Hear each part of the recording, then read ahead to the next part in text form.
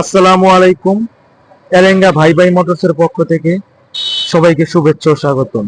আপনাদের সামনে হাজির হলাম আরো একটি বিক্রয় আপডেট নিয়ে। অ্যাপাচি আরটিআর 2020 মডেলের বাইকটি বিক্রি করে দিলাম একদম স্বল্প মূল্যে।